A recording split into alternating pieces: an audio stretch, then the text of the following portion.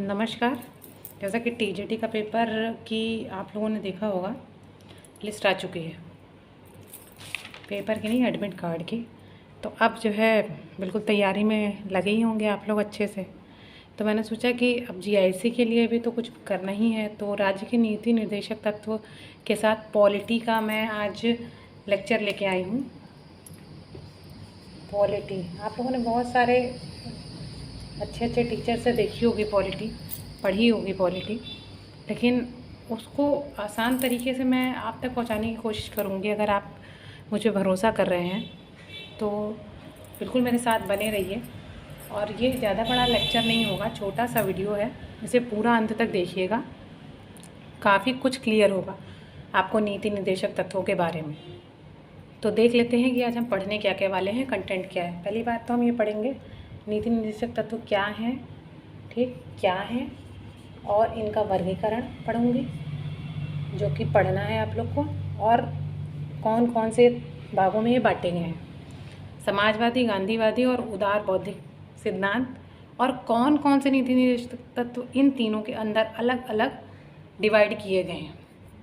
तो उसको मैं डिटेल बताऊंगी जिससे कि आप लोगों को बहुत आसानी रहेगी उसको समझने में। तो कुछ एग्जांपल्स भी दे के बताऊँगी ताकि आप लोग को याद रहे हमेशा के लिए, क्योंकि काफ़ी हैं तो परेशानी तो ऑब्वियस सी बात है होगी। जैसा कि पहले से आप लोग को मैं थोड़ा सा ओवरव्यू दे देती हूँ पॉलिटी का, कि पहले में जैसे राज्य दिए गए हैं, फिर उसके बाद आपकी नागरिकता आती है, फिर मौलिक अधिकार आते हैं, फिर नीति निर्देशक तत्व आते हैं, मौलिक कर्तव्य बाद में जोड़े गए, कहाँ कहाँ से क्या क्या लिया गया है वो भी जब कवर करूँगी तो वो भी बताऊँगी। फ़िलहाल नीति निर्देशक तत्व जो है वो आयरलैंड से लिए गए थे। आयरलैंड, हमारे काफ़ी बच्चों ने बोला कि मैम हिंदी में क्यों नहीं लिखती हैं, इंग्लिश में क्यों लिखती हैं, तो इसलिए मैंने सोचा कि अब हिंदी में भी लिखना शुरू करूं, क्योंकि उन लोगों को भी कम से कम सेटिस्फेक्शन हो जिन लोग को दिक्कत आ रही हो। और बाईलिंगुअल ही करूँगी, ठीक है, तो परेशानी कोई नहीं आएगी आप लोगों को, और समझाऊँगी अच्छे से, समझ में भी आएगा। बस ये है, विश्वास बनाए रखिए। और कुछ भी जैसे उन लोगों ने बताया मुझे बड़ा अच्छा लगा, तो आप लोग भी बताइए क्या दिक्कत आ रही है, कौन से टॉपिक पे बनाऊं जो आप लोग को एकदम बिल्कुल तैयार करना है, पढ़ना है। चाहे वो, मैं तो ये सोच रही हूँ कि LLM का भी एंट्रेंस होने वाला है LU का, तो उसके लिए बना दूँ, या फिर आप लोग बताइए मुझे BA के एग्ज़ाम्स होने हैं ऑब्जेक्टिव टाइप के, उसके लिए बना दूँ।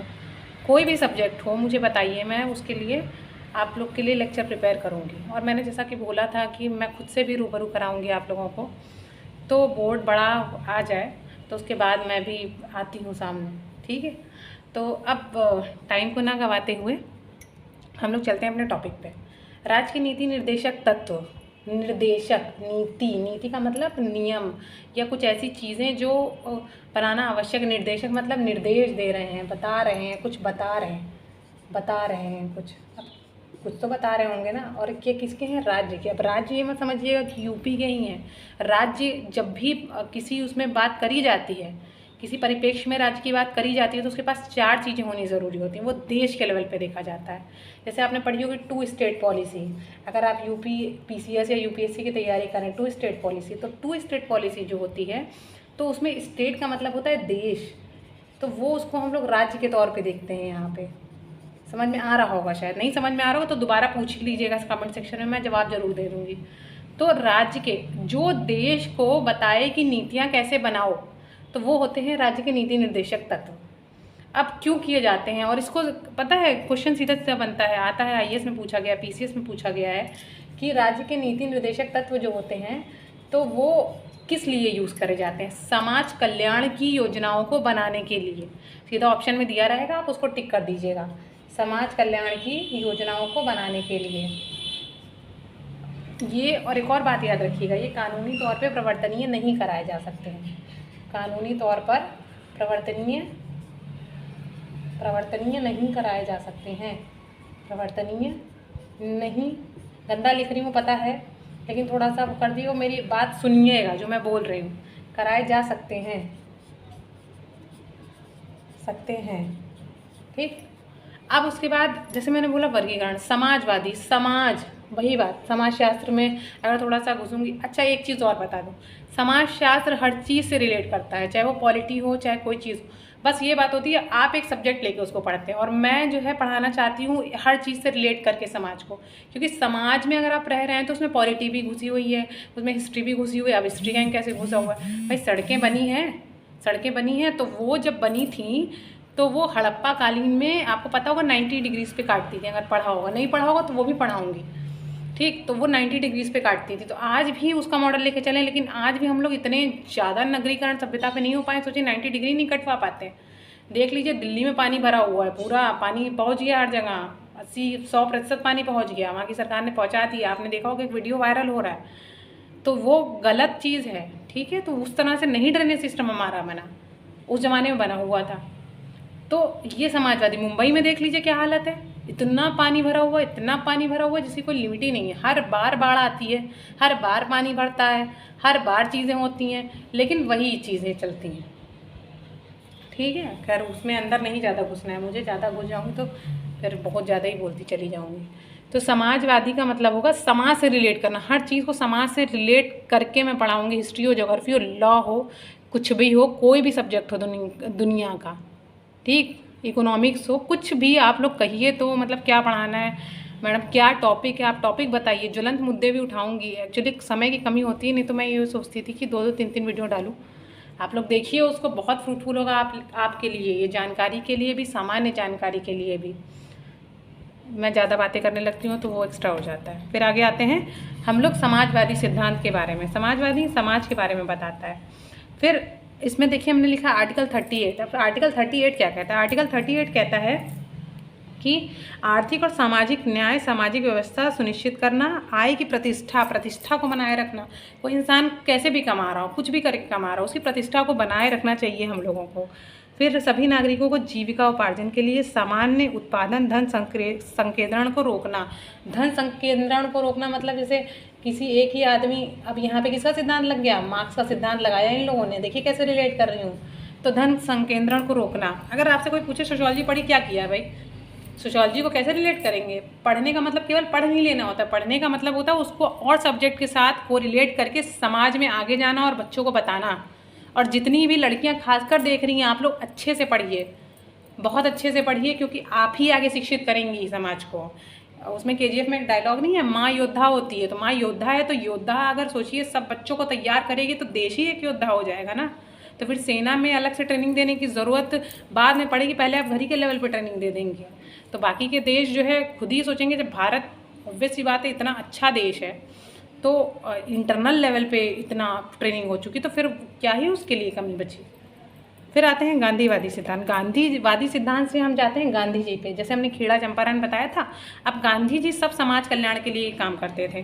तो गांधी जी ग्राम पंचायतों गठन, उनको गाँवों से बहुत प्रेम था। सर्वजन हिताय सर्वजन सुखाय का तो चलिए वो अंत्योदय मतलब अंत तक के आदमी तक पहुँचे चीज़ें, अंत्योदय का सिद्धांत दिया। जैसे अभी दीनदयाल उपाध्याय अंत्योदय योजना थी तो वो उन्हीं के ऊपर बनी हुई थी। अगर आप लोग ये कहेंगे योजनाओं पे बनाओ तो योजनाओं पे भी वीडियोज़ में बनाना शुरू करूँगी धीरे धीरे।